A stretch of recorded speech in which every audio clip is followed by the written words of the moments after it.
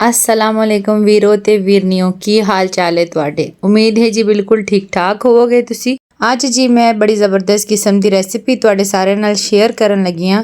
ਜੇ ਤੁਹਾਡੇ ਘਰ 'ਚ ਥੋੜੀਆਂ ਸਾਰੀਆਂ ਡਰਾਈ ਨਟਸ ਵਗੈਰਾ ਜਿਹੜੇ ਤੁਹਾਨੂੰ ਪਸੰਦ ਹੋਣ ਜੇ ਪਏ ਹੋਏ ਨੇ ਨਾ ਤੇ ਫਿਰ ਚੁੱਕੋ ਉਹਨਾਂ ਨੂੰ ਤੇ ਆ ਜਾਓ ਕਿਚਨ ਦੇ ਵਿੱਚ ਮਿਲ ਕੇ ਮਜ਼ੇਦਾਰ ਕਿਸਮ ਦੀ ਇੱਕ ਰੈਸਿਪੀ ਬਣਾਉਂਦੇ ਆ ਜਿਹਨੂੰ ਬਣਾਉਣਾ ਬੜਾ ਹੀ ਆਸਾਨ ਹੈ ਔਰ ਖਾਣ ਵਿੱਚ ਤੇ ਬੜੀ ਮਜ਼ੇਦਾਰ ਲੱਗਦੀ ਹੈ ਔਰ ਜ਼ਿਆਦਾ ਤੋਂ ਜ਼ਿਆਦਾ ਵੀ ਜੇ ਟਾਈਮ ਲੱਗੇਗਾ ਨਾ ਸਾਨੂੰ ਤੇ ਇਹਦੇ ਉੱਤੇ 5 ਮਿੰਟ ਤੋਂ ਜ਼ਿਆਦਾ ਟਾਈਮ ਨਹੀਂ ਲੱਗਣਾ। ਤੇ ਬਸ ਇਹ ਕਿ ਖੋਪਰਾ ਦੇਖੋ ਮੈਂ ਕੱਟ ਲਿਆ ਜੇ ਪਤਲਾ ਪਤਲਾ ਕਰਕੇ ਕੱਟ ਲਓ ਤੁਸੀਂ ਔਰ ਕਿਸ਼ਮਿਸ਼ ਔਰ ਨਾਲ ਜਿਹੜੇ ਬਦਾਮ ਨੇ ਨਾ ਉਹਨਾਂ ਨੂੰ ਦੇਖੋ ਤੁਸੀਂ ਭਿਉਂ ਕੇ ਰੱਖ ਦਿਓ ਥੋੜੀ ਦੇਰ।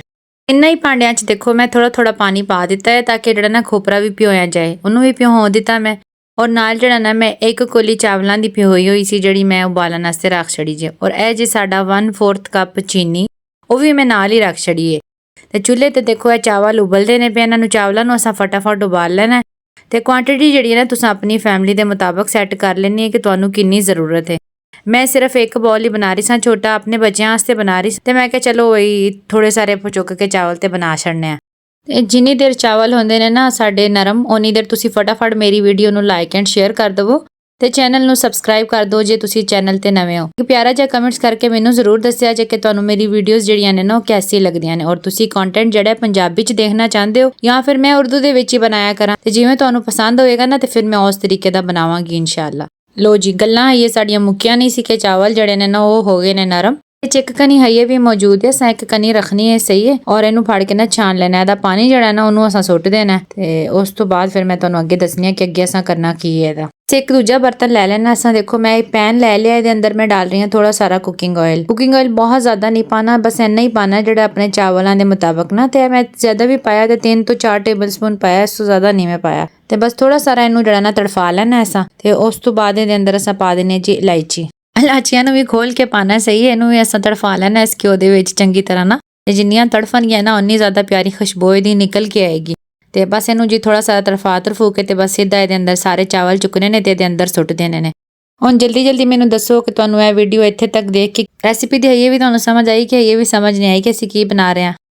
ਥੋੜਾ ਸਾਰਾ ਪਾਣੀ ਦਾ ਮੈਂ ਛਿੱਟਾ ਲਾਇਆ ਹੈ ਉਸ ਤੋਂ ਬਾਅਦ ਦੇਖੋ ਇੱਕ ਕੋਲੀ ਦੇ ਵਿੱਚ ਨਾ ਮੈਂ ਥੋੜਾ ਜ਼ਰਦਾ ਰੰਗ ਲਿਆ ਹੈ ਔਰ ਪਾਣੀ 'ਚ ਮਿਕਸ ਕਰਕੇ ਨਾ ਉਹ ਮੈਂ ਇਹਦੇ ਉੱਤੇ ਹੀ ਪਾ ਦਿੱਤਾ। ਅੱਛਾ ਜੀ ਅਸੀਂ ਬਣਾ ਰਹੇ ਹਾਂ ਦੇਖੋ ਜ਼ਰਦਾ ਔਰ ਜ਼ਰਦਾ ਵੀ ਮੈਂ ਇੰਜ ਦੇ ਤਰੀਕੇ ਦਾ ਤੁਹਾਨੂੰ ਬਣਾਉਣ ਦੱਸ ਰਹੀ ਹਾਂ ਨਾ ਕਿ ਤੁਸੀਂ ਪਹਿਲਾਂ ਇੰਨੀ ਜਲਦੀ ਵਾਲਾ ਜ਼ਰਦਾ ਕਦੀ ਵੀ ਨਹੀਂ ਬਣਾਇਆ ਹੋਏਗਾ। ਚਾਵਲਾਂ ਨੂੰ ਤੁਸੀਂ ਹੁਣ ਇੰਜ ਕਰਨਾ ਹੈ ਕਿ ਇਸ ਰੰਗ ਦੇ ਵਿੱਚ ਰਲਾਮਲਾ ਦੇਣਾ ਤਾਂ ਕਿ ਇਹਦਾ ਸੋਹਣਾ ਜਿਹਾ ਰੰਗ ਆ ਜਾਵੇ ਤੇ ਅੱਖਾਂ ਨੂੰ ਦੇਖਣ 'ਚ ਜਦੋਂ ਸੋਹਣਾ ਲੱਗੇਗਾ ਨਾ ਤੇ ਫਿਰ ਖਾਣ ਲੱਗਿਆ ਤੇ ਬੜਾ ਹੀ ਵਧੀਆ ਲੱਗੇਗਾ। ਬਿਲਕੁਲ ਜ਼ਿੰਦਗੀ ਦੇ ਰੰਗਾਂ ਦੀ ਤਰ੍ਹਾਂ ਇਹਦੇ ਅੰਦਰ ਮੈਂ ਸੋਹਣਾ ਜਿਹਾ ਰੰਗ ਭਰ ਦਿੱਤਾ ਹੈ। ਜੇ ਜ਼ਿੰਦਗੀ 'ਚ ਸੋਹਣਾ ਜਿਹਾ ਰੰਗ ਭਰਿਆ ਹੋਵੇ ਤੇ ਜ਼ਿੰਦਗੀ ਕਿੰਨੀ ਮਜ਼ੇਦਾਰ ਤੇ ਕਿੰਨੀ ਹਸੀਨ ਲੱਗਦੀ ਹੈ। ਇਸੇ ਤਰ੍ਹਾਂ ਸਾ ਚਾਵਲਾਂ 'ਚ ਵੀ ਸੋਹਣਾ ਜਿਹਾ ਰੰਗ ਭਰ ਦਿੱਤਾ ਹੈ। ਹੁਣ ਇਹਦੇ ਅੰਦਰ ਮੈਂ ਪਾਤਾ ਜੀ 1/4 ਕੱਪ ਚੀਨੀ।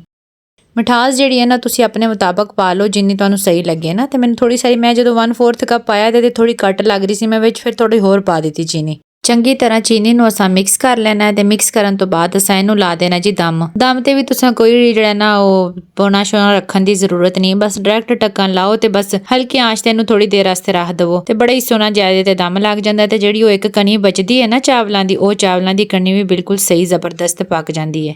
ਜਿਹੜੇ ਮੇਵੇ ਸਨ ਇਹ ਸਾਰੇ ਚੁੱਕ ਕੇ ਤੇ ਮੈਂ ਚਾਵਲਾਂ ਦੇ ਉੱਤੇ ਸੁੱਟ ਦਿੱਤੇ ਨੇ ਤੇ ਬਸ ਚਾਵਲਾਂ ਦੇ ਵਿੱਚ ਘੁਮਾ ਫਰਾ ਲਵੋ ਇਹਨਾਂ ਨੂੰ ਤੇ ਬਸ ਇਹ ਬੜੇ ਜ਼ਬਰਦਸਤ ਜਿਹੜੇ ਨੇ ਨਾ ਰੈਡੀ ਹੋ ਜਾਂਦੇ ਨੇ। ਤੇ ਇਹ ਜੇ ਸਾਡੇ ਮਿੱਠੇ ਚਾਵਲਾਂ ਦੀ ਮਜ਼ੇਦਾਰ ਕਿਸਮ ਦੀ ਰੈਸਿਪੀ ਉਮੀਦ ਹੈ ਤੁਹਾਨੂੰ ਬੜੀ ਪਸੰਦ ਆਏਗੀ। ਜ਼ਰੂਰ ਟਰਾਈ ਕਰਿਆ ਜੇ ਤੇ ਮੈਨੂੰ ਕਮੈਂਟਸ ਵਿੱਚ ਜ਼ਰੂਰ ਦੱਸਿਆ ਜੇ ਕਿ ਤੁਹਾਨੂੰ ਮੇਰੀ ਰੈਸਿਪੀ ਕੈਸੀ ਲੱਗੀ ਹੈ। ਮਿਲਨੇ ਆ ਇਨਸ਼ਾਅੱਲਾ ਕਿਸੇ ਹੋਰ ਵੀਡੀਓ ਵਿੱਚ ਉਦੋਂ ਤੱਕ ਮੈਂ ਤੁਹਾਡੇ ਕੋਲੋਂ ਇਜਾਜ਼ਤ ਚਾਹਨੀ ਹਾਂ। ਅੱਲਾ ਹਾਫਿਜ਼।